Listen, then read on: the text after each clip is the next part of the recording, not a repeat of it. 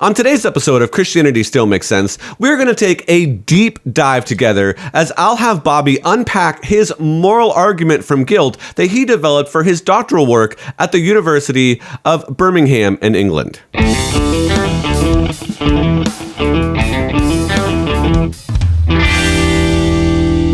It was the late R.C. Sproul who used to say, "Every time I hear an atheist say he doesn't believe in God, I stop him dead in his tracks and ask, 'What do you do with your guilt?'" And that's a great question. What do you do with your guilt? And that's because it is a universal problem that we all must address regardless of our worldview.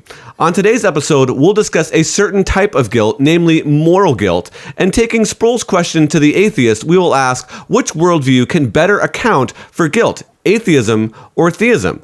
And that's exactly what Bobby set out to address in his research, and I'm excited for you to ponder it. Welcome to the show that loves doubters. Here on Christianity Still Makes Sense, we are addressing the questions that can often deconstruct our Christian faith with near apostate and now pastor and apologist Dr. Bobby Conway. I'm your host, Tim Hall. Well, Bobby, before we begin, why don't you tell us a little bit about the moral argument in general here? Sure. Of the various arguments for God's existence that have been developed, the moral argument is the most recent among them. In the modern era, it came about in its formulation through Immanuel Kant, and then there were others subsequent to him that began to develop their own version of the moral argument. C.S. Lewis, in Mere Christianity, in the first few chapters, it was his work that helped popularize the moral argument.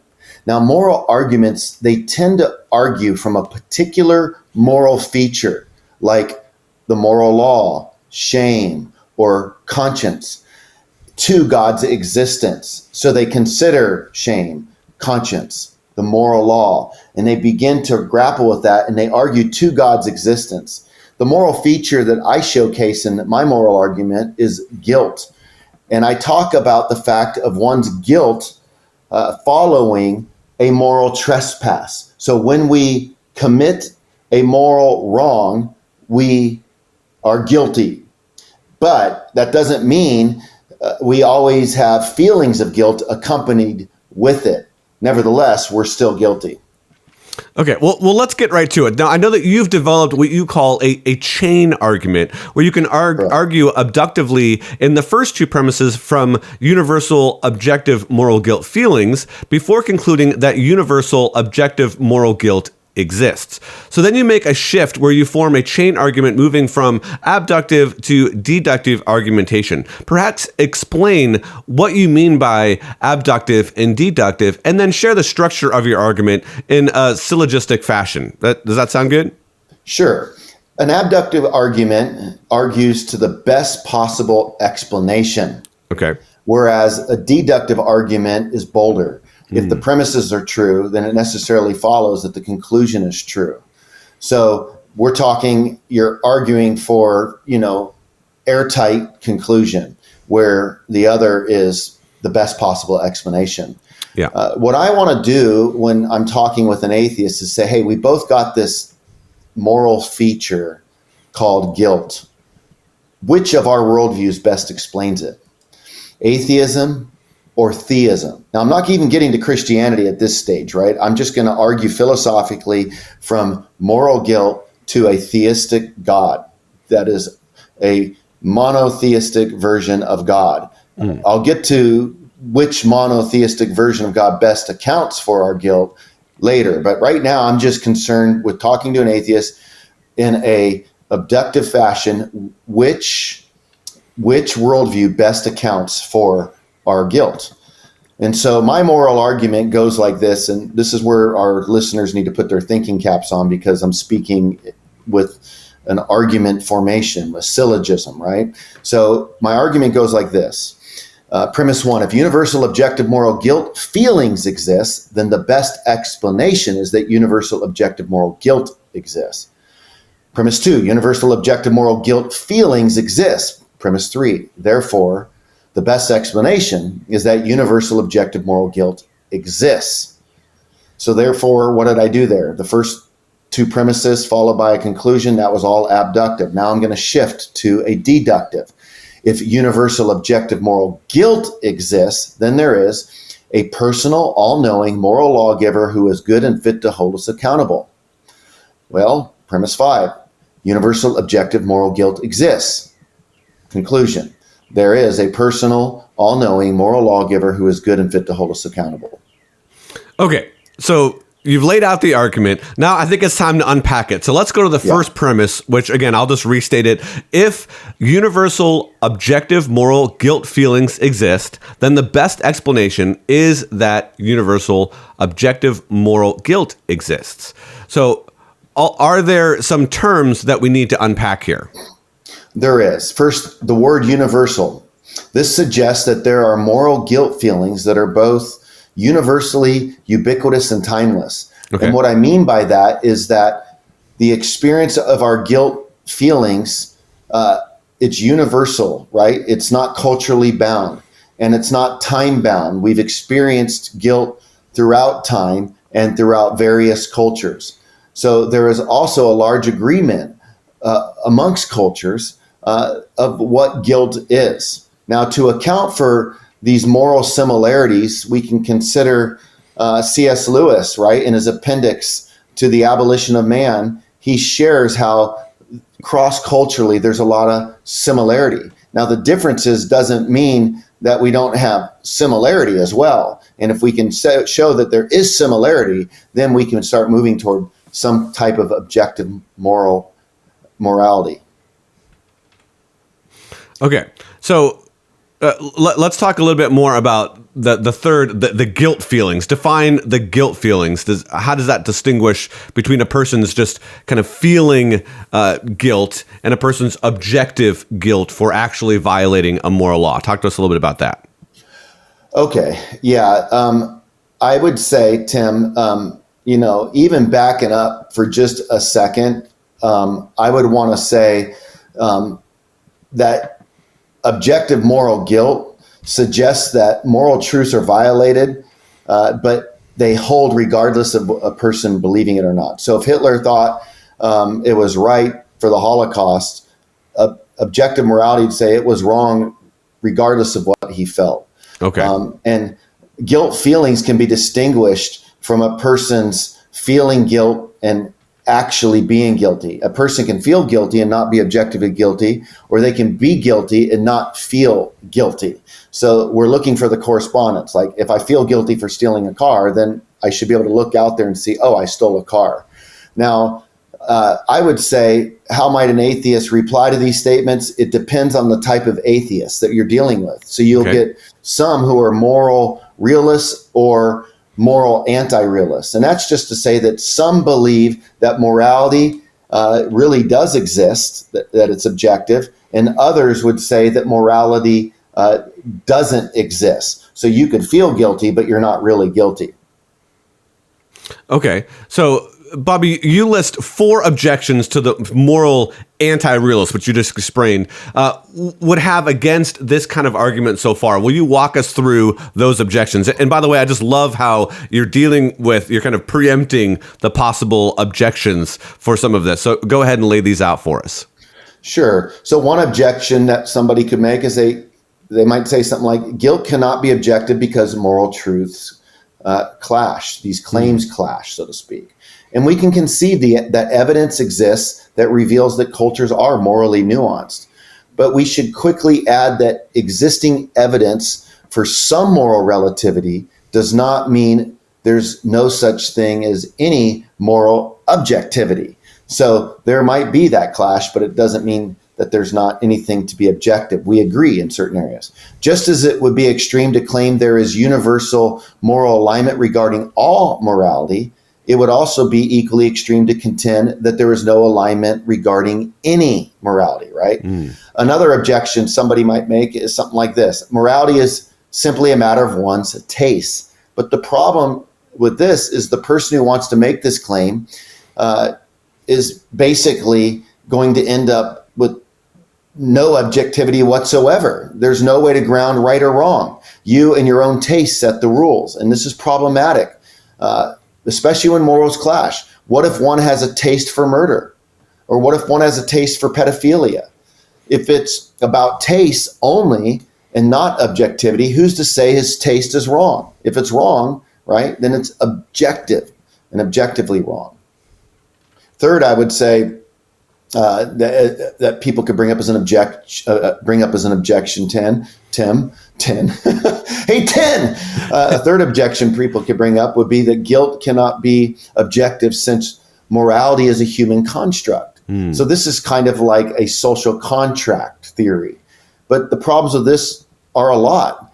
Contracts change, people break agreements. What happens when cultures do clash? Another objection that people might bring up is those who feel guilty are simply delusional, since there is no such thing as objective moral guilt.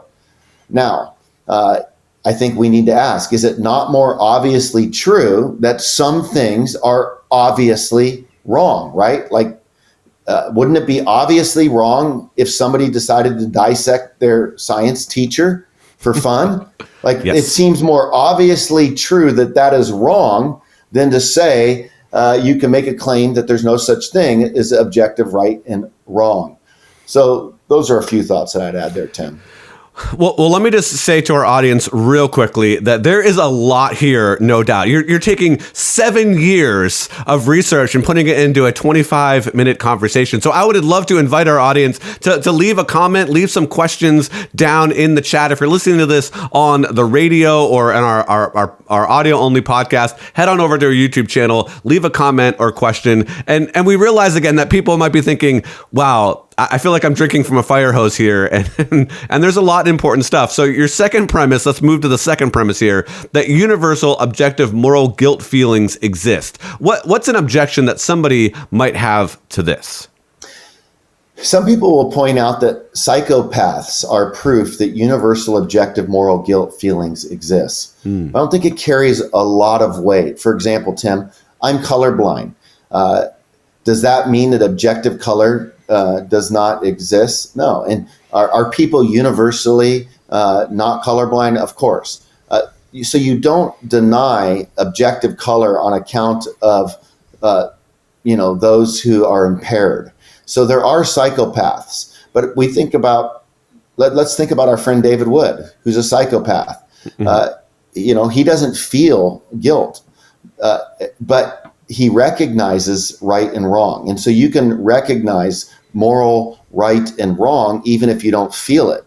You'll be helped if you feel it because it'll be alerting you better, but it doesn't mean you can't perform right because you're a psychopath. So I would say after I dismiss these type of objections, Tim, what I then do is I arrive at my first conclusion in the chain argument. And I then come to premise 3 and say, therefore, the best explanation is that universal objective moral guilt exists. So I try to, send away the objections that universal objective guilt exists. And we shared some of those objections very briefly. And then I make the claim that universal objective moral guilt exists. And at that point, I'm ready to move to the deductive portion of my chain argument in premise 4 to 6. Where I begin to say that the best explanation of our universal objective guilt feelings is that there is universal objective guilt, and I begin to talk about a certain type of God that exists. Well, yeah, okay, so let's move to this next section, and I'll just remind our audience the next section begins with if universal or objective moral guilt exists, then there is a personal, all-knowing moral lawgiver who is good and fit to hold us accountable. So what objections might the atheistic moral realist, as you talked about before, make for this? So that we know that they believe in objective morality, but they don't credit God. So what would they say? Yeah, and again, objective morality means something is right or wrong independent of how, even what we think about it, but right. How we feel about it. There's a couple primary objections. The first objection to the fact that there is a personal God is the atheistic moral Platonist objection. Now, this might sound like a mouthful, and it is a mouthful, I get that. But this view, atheistic moral Platonism, claims morals are objective like math, as moral obligations are self-evident to people. The atheistic moral Platonists They want to say that there is such a thing as moral values that exist in another realm. But the problem is, Tim, it cannot tell us why we should be morally obligated to follow these values. So you're an atheist and you want to ground morality in an objective realm, in a Platonic realm, harkening back to Plato, right? And there are these moral virtues out there. Why should we be morally obligated to obey these, even if they do exist? So it can say that, hey, there are these, moral features that exist out there. But that doesn't tell us why we're obligated. So secondly, I'd say there's a problem with atheistic moral Platonism. It remains in conflict with natural selection that it holds to. So the priority for naturalism, it's not right living, but survival.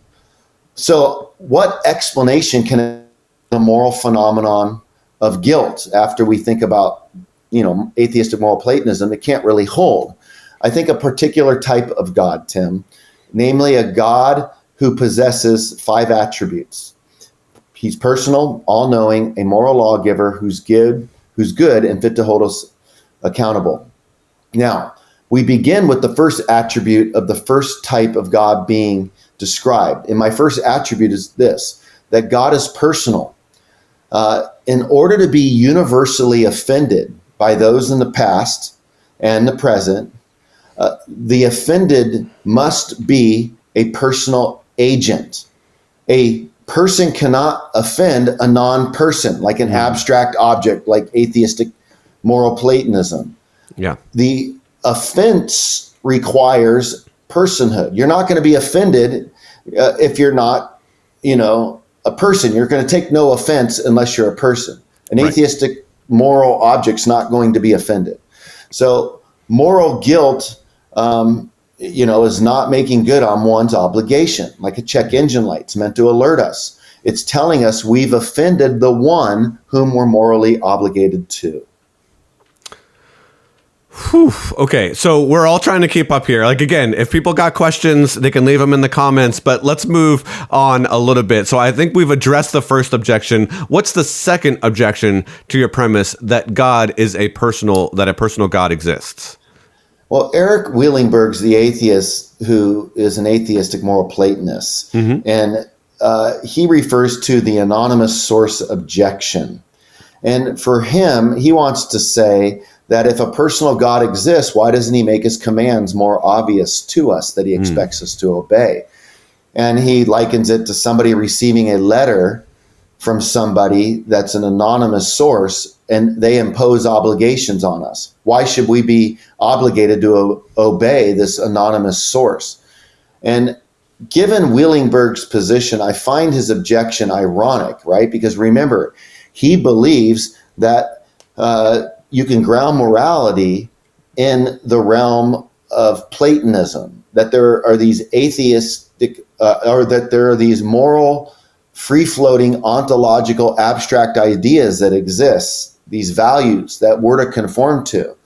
Well, how would those values make themselves known to us? It seems that those are far more anonymous than God. People don't just walk into accidentally moral Platonism, but they don't have a problem recognizing that there's a personal God.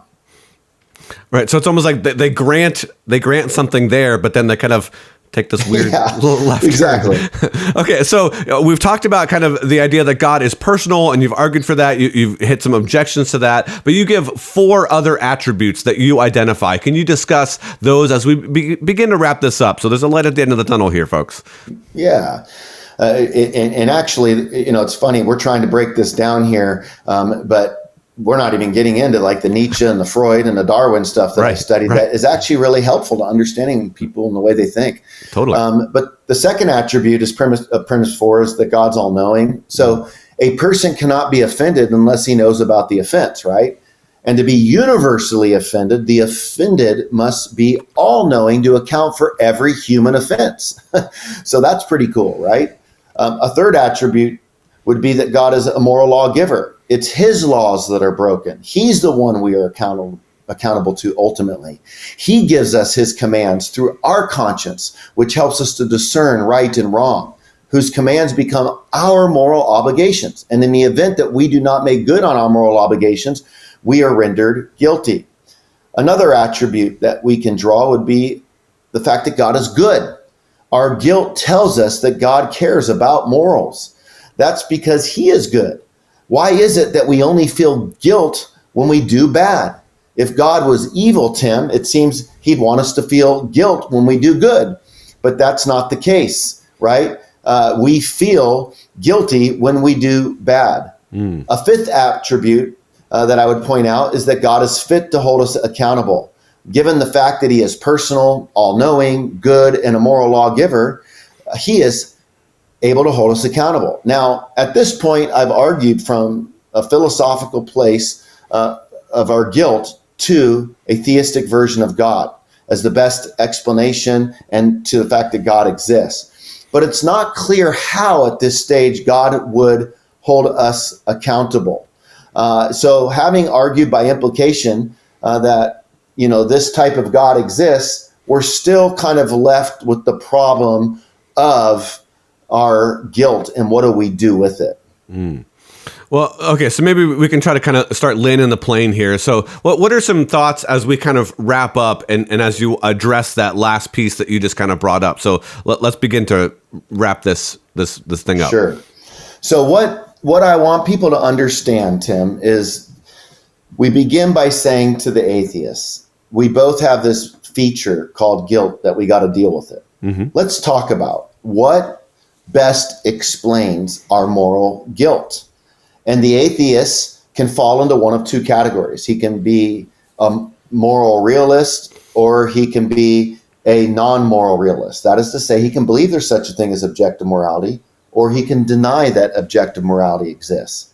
If he denies that objective morality exists, then he's going to say things like, morality, you're delusional to believe in it. Morality is subjective. Different cultures have it. It's relativistic. It's like a social contract, but it's not real. If this person's going to hold to objective morality, then they're going to have to ground it to prove it. And they really only got one option, and that's to ground it in the realm of Platonism. And we said that doesn't make sense because these free-floating abstract virtues don't care about sending us a message. They're non-personal.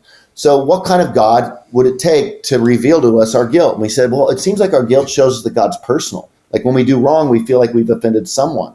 But if we all feel this, it would require a universal ability and an omniscient God.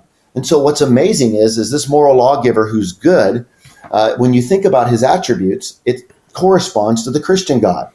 The God of Christianity is personal. He's good. He's a moral lawgiver. He's fit to hold us accountable. He's all-knowing. But what does the God of Christianity do about our guilt? He comes down in the person of Jesus to die on a cross for our sins so that we could be forgiven. So this is a round-trip argument. We argue philosophically from guilt to God, and then apologetically from God down to guilt in the incarnation to deal with our guilt. So we have a moral gap between God and ourselves as a result of our guilt.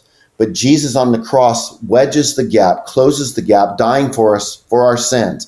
This is a picture, I think, that deals with our guilt better than any worldview option on offer.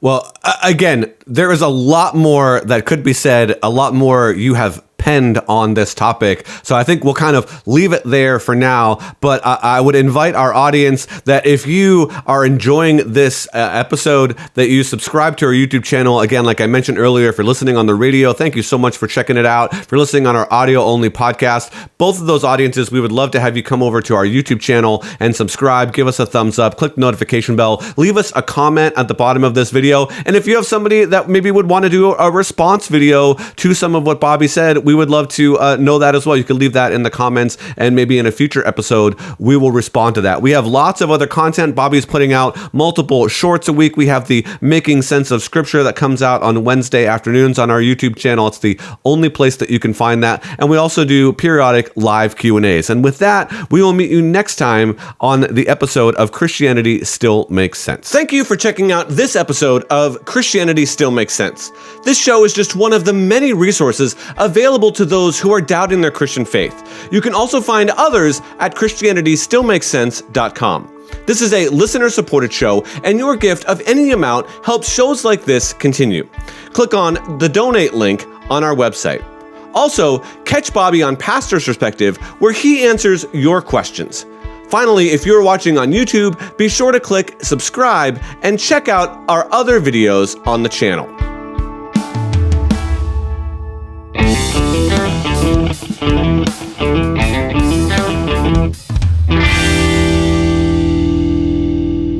This show is sponsored by K-Wave and Calvary Chapel, Costa Mesa.